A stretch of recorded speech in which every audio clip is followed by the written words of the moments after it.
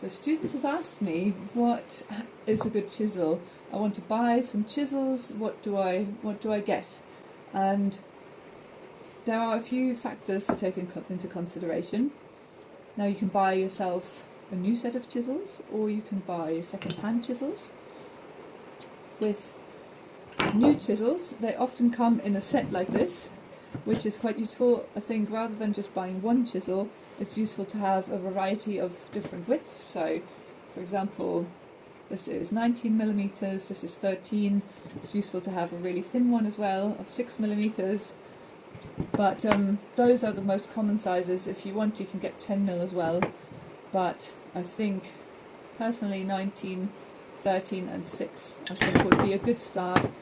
If you can get any wider ones as well, then that's a bonus too. So you can often get 25 millimeters and even 32. But again, that's fairly wide and not always necessary if you're starting out. In terms of makes, I kind of personally think even cheaper makes like this one it's been really good. And I've got another, this is called Tough Master. I don't know exactly where it's from, but it's a nice chisel set. I've got on well with it. I've also got a range of Power Fix ones. These were also really cheap, but have been really good chisels over the years. I've had them for several years on our courses. And if you don't have a chisel cap with them when you buy it, you can make yourself one out of a bit of cardboard and masking tape, but just make sure you protect the sharp edge of your chisel. It's really important. Now for slightly more expensive chisels, you can get Stanley. They're really good. This set of Stanley chisels is my first ever chisel set that I had when I started out 25 years ago. So they're still with me and I still sharpen them and they're still great.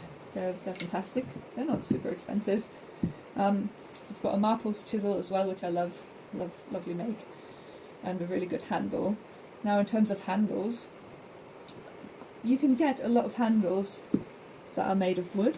So this one's made of wood. The Power Fix ones have got a wooden handle. They often make sure they have a little ring on the end, so when you hit it, the wooden handle doesn't split. Some of the older chisels do have wooden handles without a ring, and you can see that it does chip away, it does split, but they're still usable.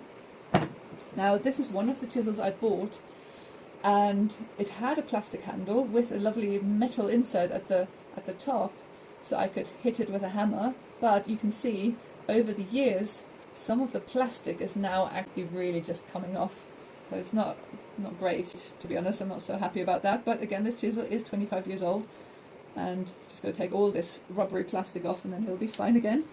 So watch out for your handle material as well. If you are buying second-hand chisels, you've got a few things to watch out for. So for example, they're lovely. The second-hand chisels are lovely. The old steel is really nice and holds a really good edge. But you've got to check, the first thing you've got to do is check whether the back is flat.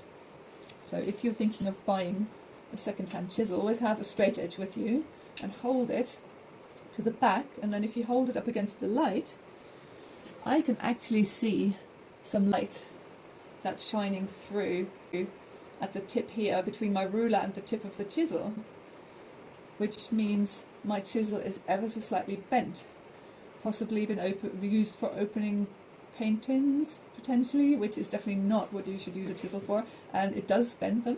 So this chisel I am not going to bother sharpening, because I know I'm not going to be able to get it flat on the back, and this is really important. You need your chisels to be absolutely 100% flat on the back, no bevel on the back at all, and flat so that they're usable. So for example, this other second-hand chisel, that is actually perfectly flat, so this is worth sharpening and putting back into use. There is also a consideration of bevels. So if you look at modern chisels, although this is 25 years old, it's still classed as a modern chisel, the angle you have on the bevel is generally 25 degrees. You can, if you want to, put a secondary bevel on the front as well, but you should have a 25 degree angle on those chisels. These ones have that as well. Same thing, 25. That's a good all-round chisel, which means that the edge isn't fragile enough to kind of get damaged when you hit it with a mallet with the other hand. And it's also good for shaving and paring thin slices of wood off, so it's a good angle. Whereas with older chisels, you often get angles that are much shallower and also steeper. So this is a very shallow angle. This chisel is not good for hitting with a mallet because the edge, on account of being so shallow, is very thin at the very tip. So if you hit it, it can break really easily. So that's something to look out for chisels.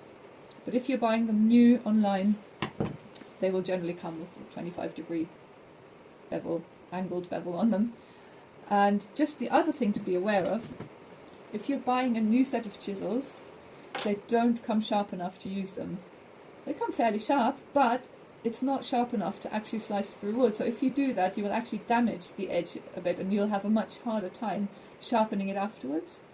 So just be aware that a new set of chisels still needs to go on the sharpening stone to get that final sharpen before you can use it. Okay, I hope that was helpful.